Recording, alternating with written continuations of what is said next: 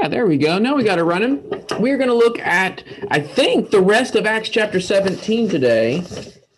Hopefully we can do the whole chapter in just 2 videos and not spend, 16 videos and 1,200 weeks trying to study one chapter. Right. You guys ready? We can slow down and study every single word one at a time. Do you want to just talk about every word? Every single letter. Every single letter? Sound? No. We're going to read and know the story. All right, let's get this thing shared. All right, so here we are. And in what we looked at before, Hey, Dan. we talked about how Paul was in Thessalonica for those 3 Sabbaths. That's Paul preaching, and he might have been there a little bit earlier and a bit longer, but he wasn't there very long. One thing he did preach was the death and the resurrection, and the result was that there were grouchy people. So he had to leave. And he goes down to Berea, and what did he find in Berea? People that were more noble because of what? What was the reason they were more noble than the Thessalonians? They had ears to listen. They had ears that were ready to listen, and then they also examined the scriptures to check what they were hearing, right? They received the word with readiness of mind, and they were examining the scriptures. So it doesn't matter if you're just examining the scriptures all by yourself. If you don't care what the scriptures say, if you don't have the readiness of mind, it won't help. But they did. Well, as it turns out, people from Thessalonica came down angry at Paul and still chased him out. That's how we ended it last time. So there's the guys chasing him out. Okay. And then immediately the brethren sent forth Paul to go as far as to the sea, and Silas and Timothy abode there still. And that arrow shows that's where the last thing that we read in our last class. So Silas and Timothy are going to stay there in that town, but Paul is leaving. All right, let me move this up. There we go. But they that conducted Paul brought him as far as Athens, and receiving a commandment unto Silas and Timothy that they should come to him with all speed, they departed. So where is it that Paul went to?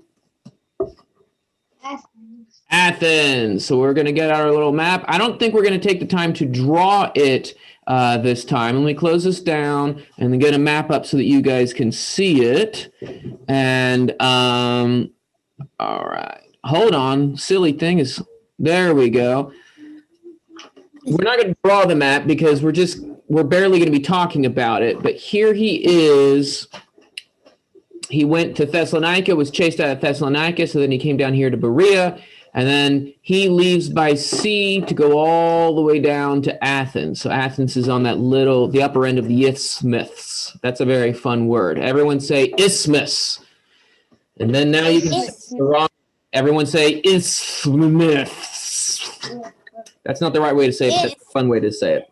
Yep. And when you say isthmus, you got water all over your paper. So he is down here in Athens. And Silas and Timothy stayed up here helping out in Berea, and we think that Luke was staying back here in Thessalonica. So it sounds like he's kind of all on his own in Athens. And he sent a message, make sure that you guys send Timothy and Silas down to me soon. Okay, so he is in Athens.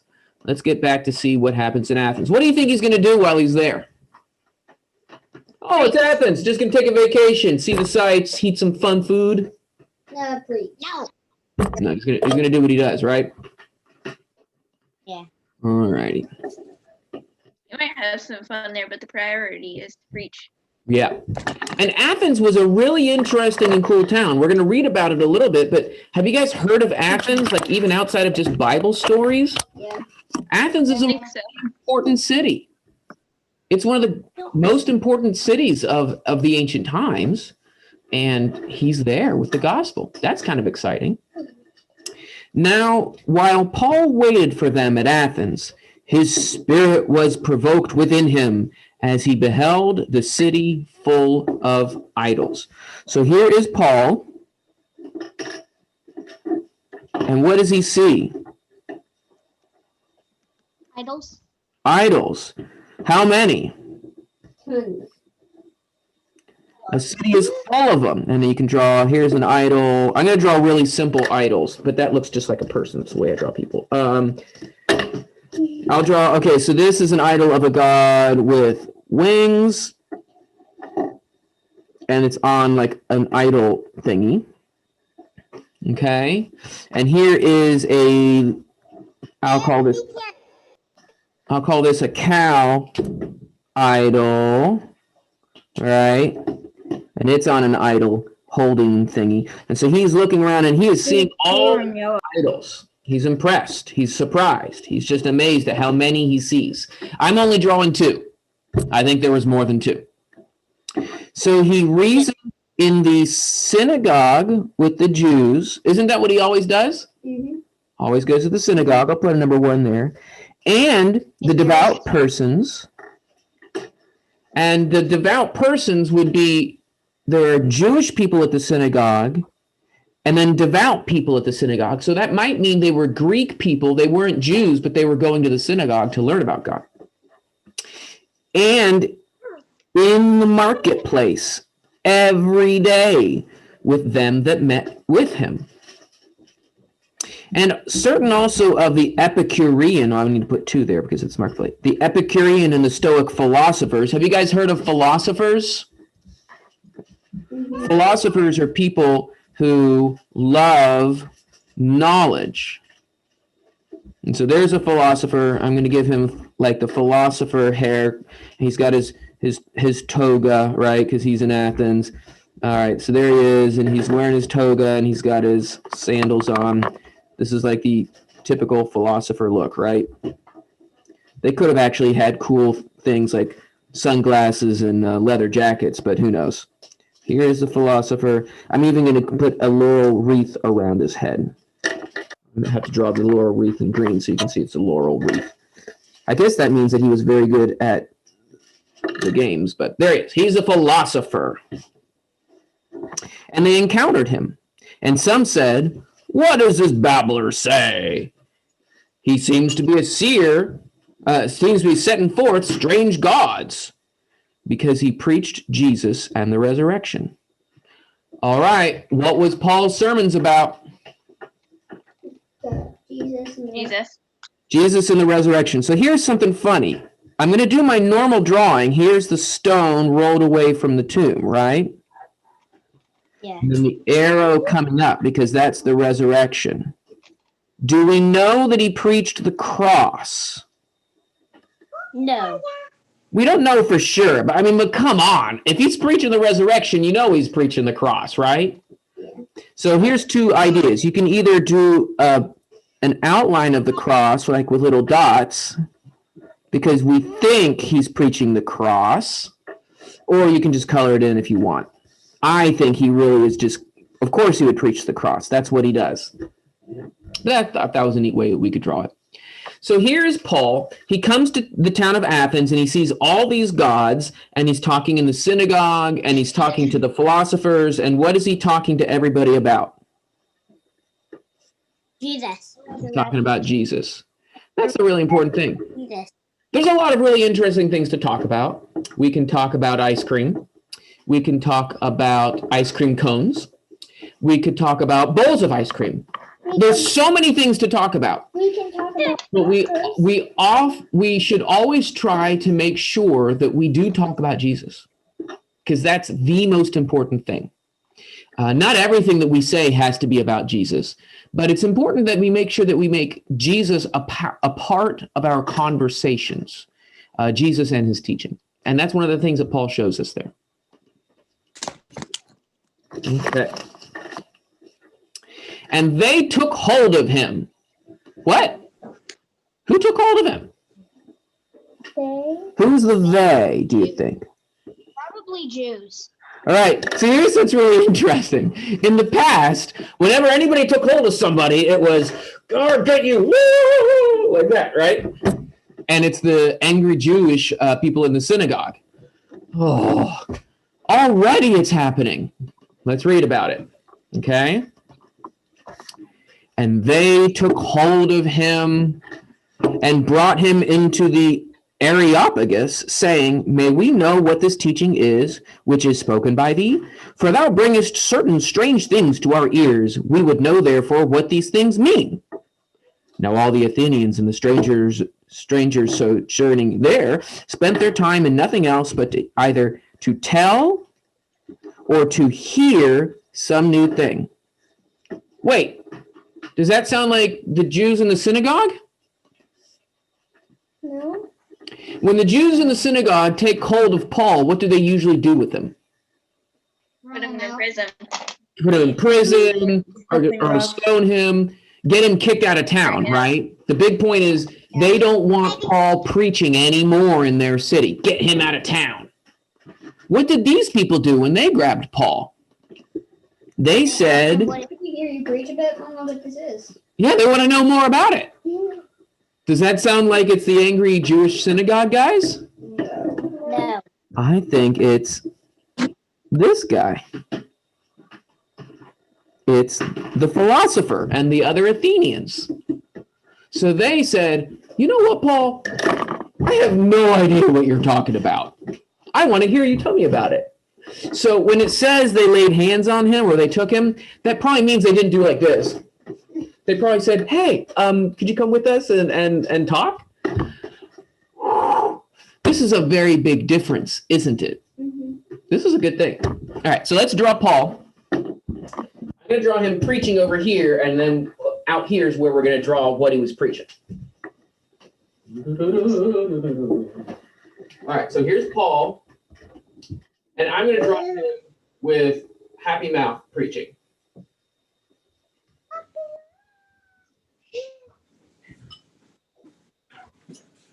And here's the preacher's hand. And I'll put him in sandals so that he can look like the guys there in Athens. He was probably wearing sandals anyway. I doubt he had Nikes. I do think Paul liked Reeboks. That's not true. I made that up. So here is Paul wearing his green shirt. Comes down to his knees. It's a very big shirt. All right. So there's Paul. All right. So we do know, well, I'll stay in here so you can see him. We do know that Paul was preaching Jesus and the resurrection, right? He was preaching that in the synagogue. But the people in Athens, do they know about Jehovah God, do you think? Maybe. Let's see. What did the people in Athens worship? Idols. Idols. We know that they're worshiping a bunch of these kinds of idols. So let's see what Paul says to them, okay? All right. And Paul stood in the midst of the Areopagus. This is a place you can still go to today. You can go visit and stand right where Paul was standing. That's kind of cool. You just got to buy an expensive plane ticket.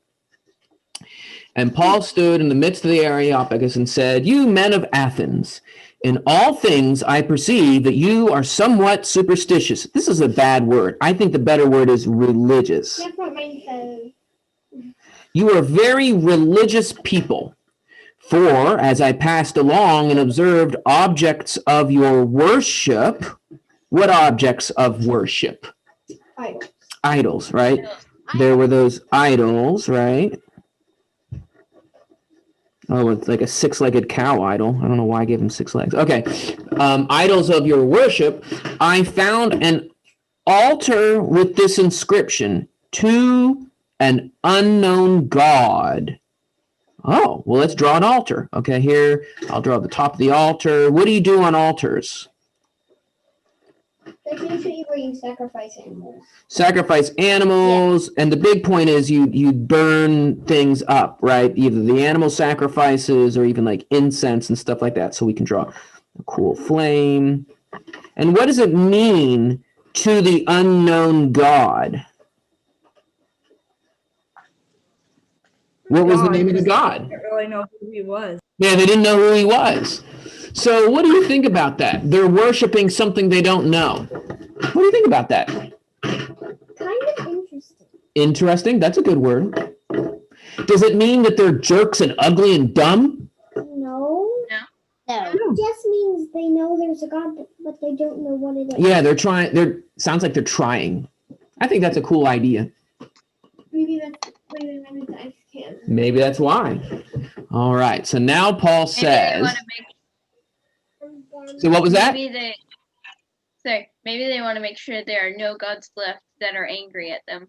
Oh, yeah. Something like that makes sense. What therefore you worship in ignorance, this I set forth unto you.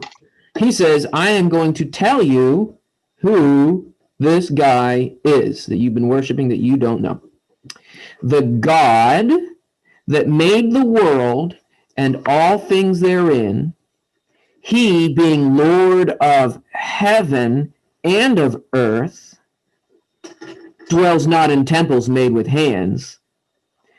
I'll underline the word temples. Neither is he served by men's hands as though he needed anything, seeing that he himself gives to all life and breath and all things. And he made of every nation of men, and he made of one every nation of men for to dwell on the face of the earth, having determined their appointed seasons and the bounds of their habitation, that they should seek God. All right, I'm going to stop there. This is a very wordy sermon. I mean, we're still on sentence number 1. There's lots of semicolons and commas in here. This is Paul being a very well-educated guy. Okay, what's the first thing he said? God that made the world and all the things, he's Lord of heaven and earth. Well, let's just draw that. Okay, this is a sermon about God, okay? And so God made heaven and earth. You can draw heaven by drawing the sun, moon, and stars. Okay? He made the sun, heaven, and he made the earth.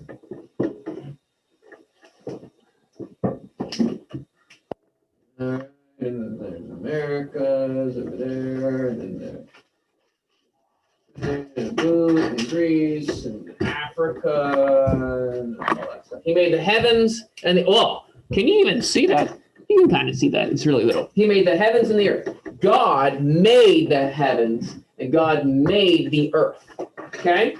It's all his work. Yeah, it's all stuff that he's done. Now I'll see if maybe if I do it like this, you guys can see it better if I fill it in with more green. Can you see that a little bit better? You can see it a little bit better. Oh, well. So God made the heavens and the earth. That's part of his sermon.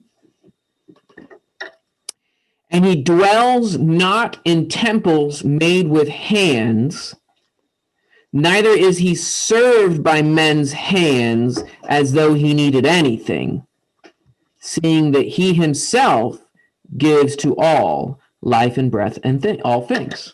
Okay.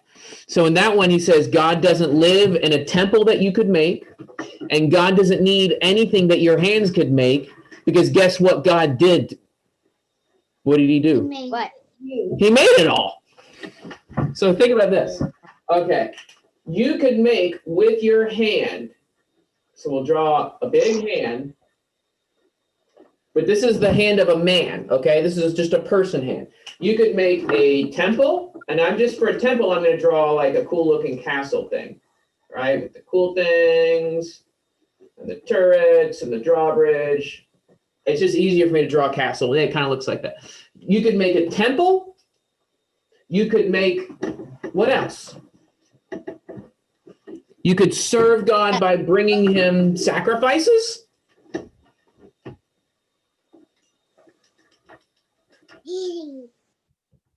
There, that's a 5-legged sheep.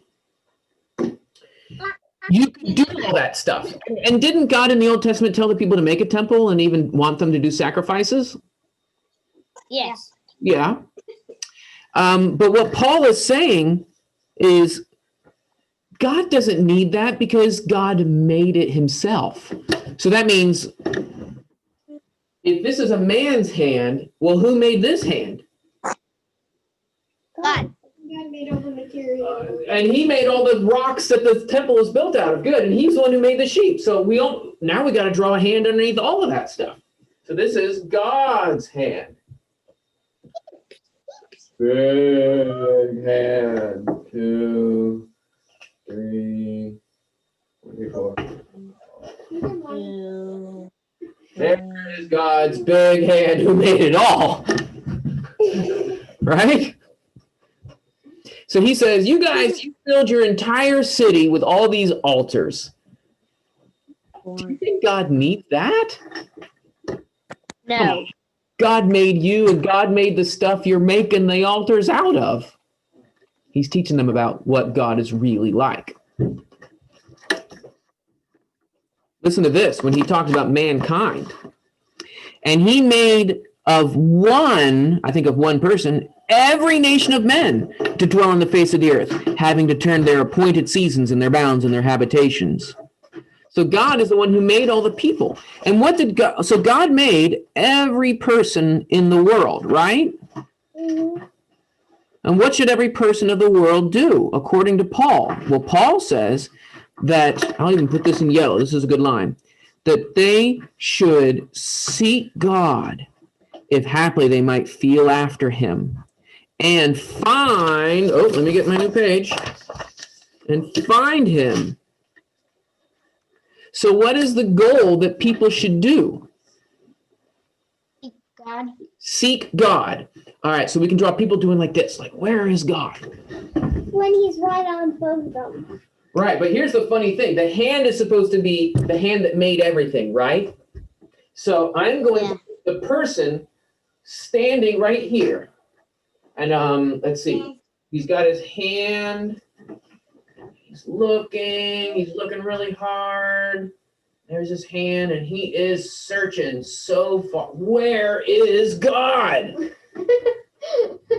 Where is God in the picture, though? He's standing on it. He's standing on God.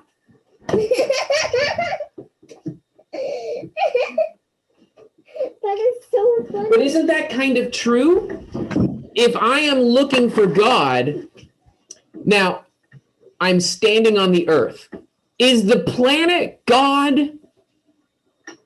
No. No. But I'm standing on the thing that God made. Do you see how that means we're supposed to look for God, but we're surrounded by proof that God is good and that God loves, right? I'm not saying God is in this camera and this eraser is God. No. But we live in the creation of God. And so we need to search for God and think about God, right? The best information about how to learn about God is by reading the Word. But Paul hasn't gotten to that part of the sermon yet, okay? Okay, so let's get back to the sermon. Okay, so we're supposed to seek. I'll put the word seek because that was on the other page. We are supposed to seek him, right? We're supposed to seek God. Let me get some yellow because that's a pretty idea. Though he is not far from each one of us. Remember, that's how we kind of made it in the picture, right? The guy is standing in God's hand. Is God very far from him? No. Oh, that's a terrible hand. Oh, well, you get the idea. There's a hand. He's not close. Think about this. For in him we live and move and have our being. We are able to move because God gave us brains and muscles in our body. We are able to live because God gives us air to breathe, right? Yeah. As certain even of your own poets have said, for we are also his offspring. That means, what does it mean, your own poets? Who's he talking about? People who write the Bible. Not people who wrote the Bible. Who's he talking to? Oh, right. He's talking to these guys in Athens. And there were, did you guys know that Athens had lots of poets and learned people like that? And so Paul, he's saying, even your own poets talked about God in the right way. What did their poets say? For we are also his offspring. What does it mean we are God's offspring? Children. We're his children. Even the poets knew.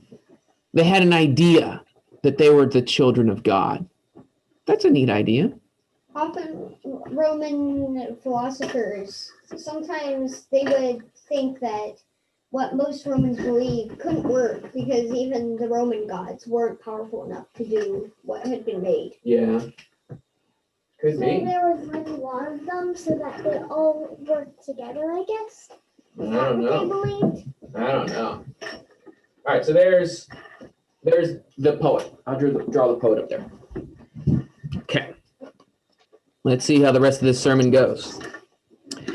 Being then the offspring of God, we ought not to think that the Godhead or the concept of God is like unto gold or silver or stone, graven by any device of man. Okay, let me read that sentence again. Being then the offspring of God. Who is the offspring of God? We are the offspring of God. If we are the offspring of God, we ought not to think that God is like gold or silver or stone or an art of man. Yeah. Who made us? God. God. If God made me, I shouldn't think that I can make God. Does that make sense? Yeah. Kinda, yeah. Yeah. If I am looking for God and I'm standing in his hand, should I make a cow idol with so many legs, stick it on the idol holder? If I am standing in God's hand because God made me, can I say, I see God, I made him the other day? No. No. Right? Made God the other day. I want to find God. I will make and make and make. Here he is.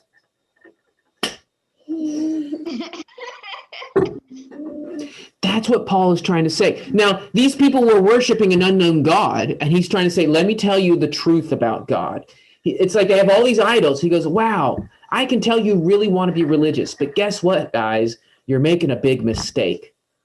Let's read that. It's a complicated sentence, but let's read it again. Being then the offspring of God, we ought not to think that the Godhead is like unto gold or silver or stone, made by the art or device of man. We can't make him. We are made by him. The times of ignorance, therefore, God has overlooked, but now he commands men that they should all everywhere repent.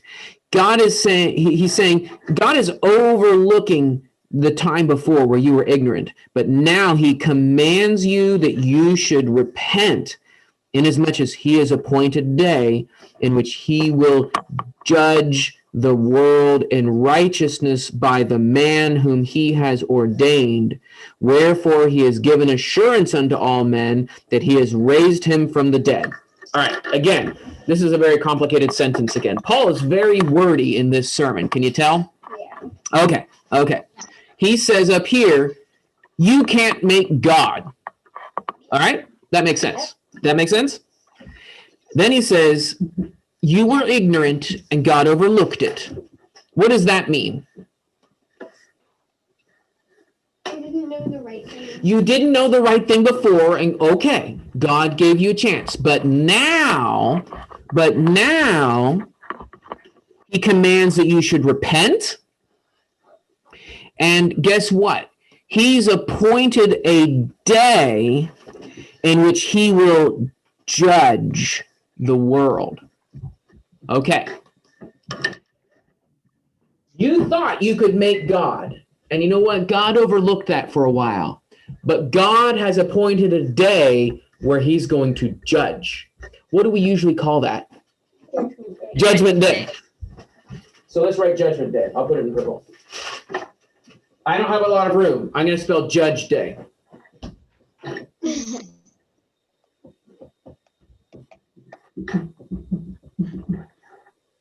Now, what do you think Judgment Day is going to be like? Yay! or I think it would be a little. It's yay for Christian. I'm not sure. It's yay for Different for different people. it's a pretty intense day, right? Even if you are right with God, it might have some intensity. So I'm going to put it in red flames. Well, I should put some flames down here too. Because it's a big deal.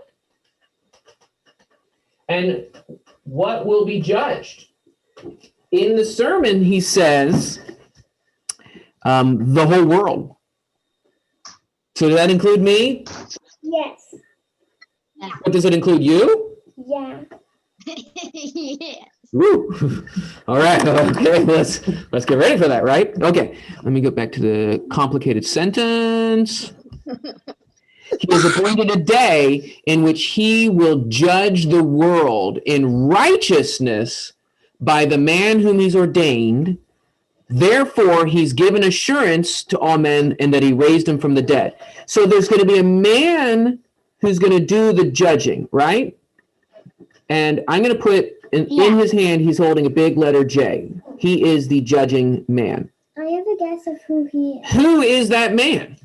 I have two guesses. Jesus. God Jesus. and Jesus. Yeah, I think it's. God. Because it says, I think in Revelation or something. It talks about it, Jesus, in the book of Revelation, but there's an actual clue in the text. Let's look at this. God or Jesus is the good guesses. Let's see who it is. By the man whom he's ordained, therefore he's given assurance to all men in that he has raised him from the dead. All right, we knew who that is. The man who's going to judge the world is the man who was raised from the dead. Who is that? Jesus. Jesus. And that's also proof, because he could say that, like, oh, and Jesus is going to judge the world, and everyone could go, I don't believe it. What's the proof that means you should believe it? He blanked him from the blank. He raised him. He raised him from the dead. Whoa, wait. The guy who's going to judge me came back from the dead? Ooh. That sounds serious. Does that make sense? So he put it in a sermon again. Here's the hill. Here's the cross. Did he say cross? No, but you get the idea. Here's the stone and here's the cave or the tomb. Oh, I didn't mean for it, but guess where the arrow takes him up to? What? The hand of God. Well, that was an accident, but it kind of worked. That's kind of cool. I didn't mean for it to be like that. So there he preached about Jesus being raised from the dead again. Okay. Well, let's see how people react. Now, when they heard of the resurrection of the dead, some mocked. But others said, we will hear you concerning this yet again. And Paul went out from among them, but certain men clave unto him, they held on to him and believed. Among whom also was Dionysius the Areopagite and a woman named Damaris, and many others with them. After these things, he departed from Athens and came to Corinth. And so he's going to move on. So from this sermon, we see three reactions. One is laughter. Oh. One is kind of, thinking, and one is excited belief. It's hard to draw wonder, so I'm kind of doing the wonder hand, right? There's his hand wondering, and he's got hair, and then here's the laughter, and he's got a belly laugh, so his hands are in his belly, and he's laughing so much his hair is kind of standing up. So there's the three reactions. There's his hands up for joy. Okay. So that's the result of his preaching. Some people mocked. Some people wondered about it some more and wanted to hear some more. Oh, I should put a cross so we know this is Jesus. And some people were excited about it. That's what happens in chapter 17. So, did Paul get chased out of town? No, he left on his own. Man, it's about time we got some good news. Yeah. Were there a lot of Christians became believing Christians in the town of Athens? There were some. There was some. Doesn't sound like there was a lot. Have you guys ever read Paul's letter to the church in Athens? No. There's a church to Corinth. There's a church to Philippi. There's a church to Thessalonica. There's a church to Ephesus. Like, a letter to those churches, right? But we don't hear anything about Athens. So my guess is there definitely were at least those 2 Christians, and there probably were some more. But maybe it wasn't a very big church, and that's kind of interesting. But did Paul preach there? Yes. Did he preach the truth about I like ice cream, or did he preach about something important? Something important. He preached the gospel. He preached about the death and the resurrection. He preached the truth of God is bigger than any little thing that you can make and like. God is who made all things and all of us. Why should I care about God? He made us. The judgment day. We should care about him because he made us. But if that doesn't fire you up, the knowledge of a fiery judgment day, That should fire. maybe that'll fire you up. All right. Do you guys have any questions before we close? No? All right. Well, I'm going to turn this off, and I will see you guys later. Take care.